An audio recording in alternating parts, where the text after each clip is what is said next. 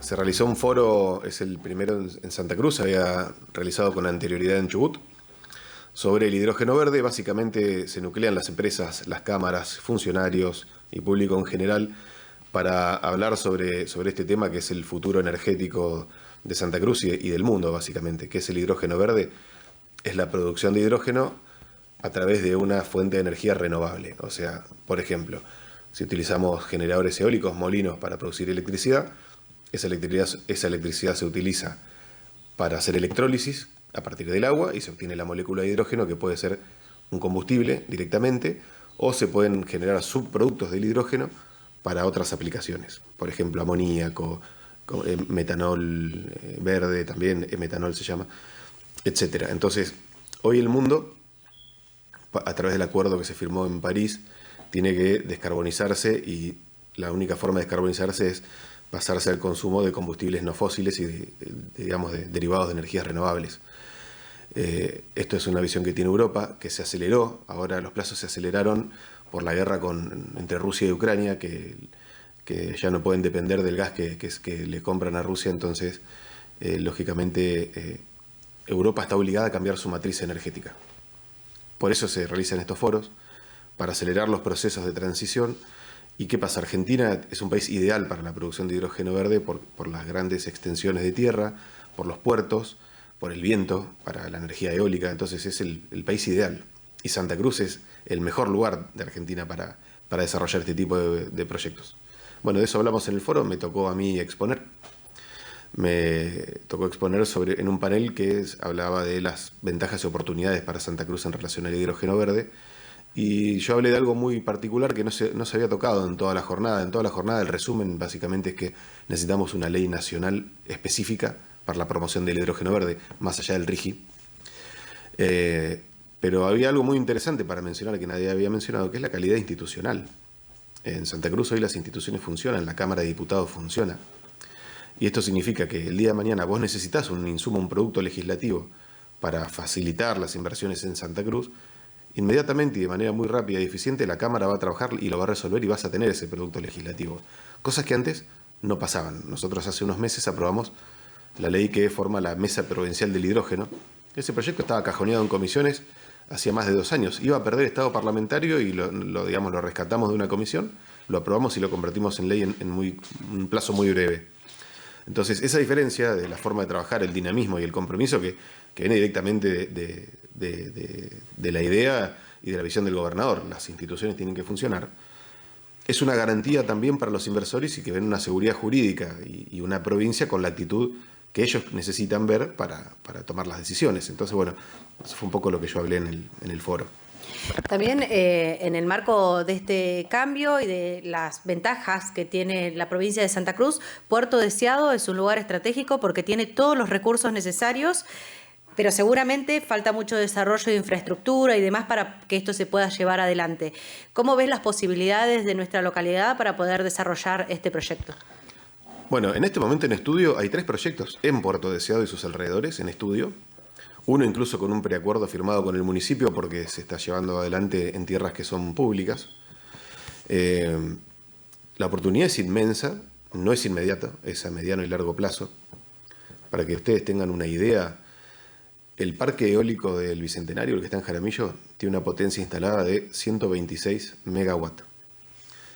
El proyecto que se está evaluando acá en Puerto Deseado, para producir la cantidad de hidrógeno que se proyecta producir y que sea rentable y que sea económico, está hablando de una capacidad energética de 5.000 megawatts. O sea, habría que hacer un parque eólico 40 veces más grande que el que está en Jaramillo.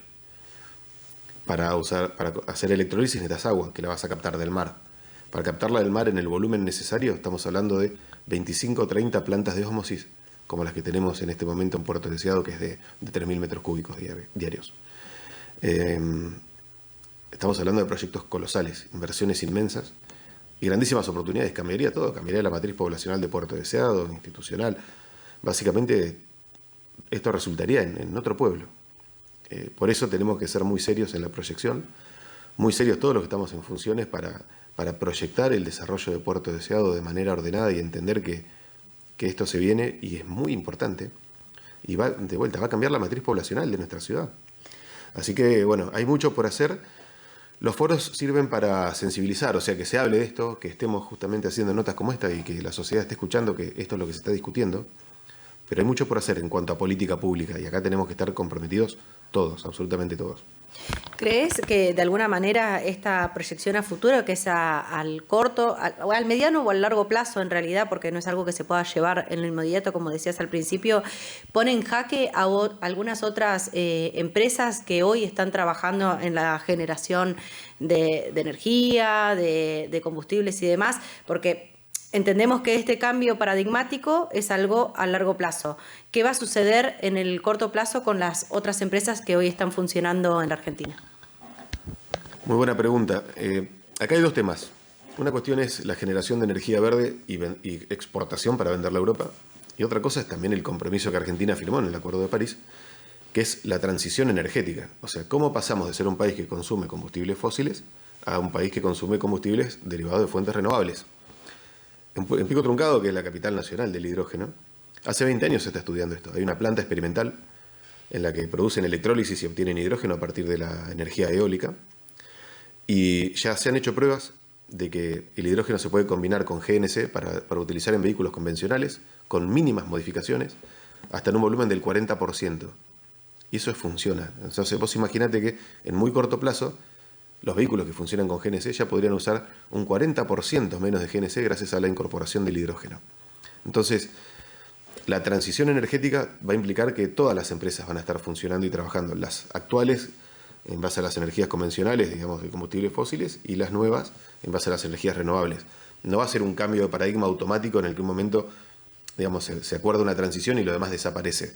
Esto va a llevar un par de décadas y va a ser una transición, digamos, muy lenta entre una cosa y la otra y muy coordinada. Esto es lo que se habla hoy y también esto es muy dinámico, no es lo que se hablaba hace 10 años, entonces hay que estar muy atentos y las políticas públicas tienen que ser muy dinámicas y muy rápidas para justamente que no vayamos corriendo la pelota de atrás en este tema. En Santa Cruz se ha hecho mucha investigación, en Pico Truncado hay mucho know-how sobre esto y bueno, ahora todavía falta la decisión política y también la del mercado, porque hoy todavía no existe particularmente un mercado en el mundo que esté demandando hidrógeno en tanto volumen. O sea, se va investigando, se va sensibilizando a la sociedad a medida que también se va estimulando una demanda que todavía hoy no existe. Porque si existiera la demanda, o sea, si hubiera un país o gente con los dólares listos para gastar en hidrógeno, esto ya estaría en marcha. Se va investigando a la vez que se va incentivando y desarrollando ese mercado. Así que es importante que Argentina esté en esa discusión y es uno de los países que más inversiones va a recibir en este tema. Sin duda también un impacto importante no solo a nivel ambiental, sino en todo lo que tiene que ver con lo económico, porque genera una movilización del mercado totalmente distinta y más amplia que le da a pueblos como el nuestro, por ejemplo, oportunidades de empezar a crecer camino a formarse en una gran ciudad. Sin lugar a dudas, las oportunidades son infinitas realmente. Si tenemos en cuenta la envergadura de este tipo de proyectos, vamos a tener un puerto deseado completamente distinto, vamos a refundar la ciudad. Imagínate que son megaproyectos, esto implicaría otras actividades económicas, desarrollo de pymes, porque esto incluso es mucho más amplio todavía. Por ejemplo, una cosa es producir hidrógeno, convertirlo en amoníaco, que para eso necesitas captar nitrógeno del aire, nada más el proceso químico correspondiente, ¿no? Pero otra cosa es generar, por ejemplo, metanol, que para eso necesitas carbono. Entonces vas a necesitar industrias que tengan que su actividad implique muchas emisiones de carbono. Por ejemplo, las cementeras. Las cementeras emiten mucho carbono. En vez de contaminar, se capta ese carbono y al combinarse con hidrógeno se puede hacer metanol. Entonces, ¿qué significa esto? Que si desarrollamos este tipo de actividades, va a haber otras actividades asociadas. Además, se van a hacer grandes polos productivos con diferentes tipos de actividades económicas. Con el derrame que eso implica, servicios directos, indirectos, trabajo directo, indirecto, pymes, el potencial es inmenso. Por eso tenemos que estar atentos. Todavía esto es incipiente, es una discusión, pero no estamos tan lejos de que sea una realidad y no hay que perdérsela.